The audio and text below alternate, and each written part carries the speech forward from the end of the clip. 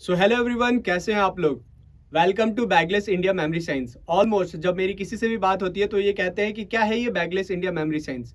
देखिए, bagless India memory science India का मात्र एक ऐसा प्रोजेक्ट कॉन्सेप्ट है जो याद करने वाले पार्ट्स के ऊपर काम करता है, यानी कि एजुकेशन के 4 डायमेंशन पे। स्कूल में टीचर बच्चों को पढ़ाते हैं, लिखाते हैं, समझाते हैं, लेकिन जब याद करने की बारी आती है तो उन्हें ये कहा जाता है कि घर से याद करके आइएगा। और आपने देखा होगा आपके घर के अंदर भी आपका बच्चा जब किसी भी चीज को याद करता है तो या तो वो डिप्रेशन का शिकार होता है या फिर गलत कदम उठाता है जब उसे चीजें याद नहीं हो पाती है तो।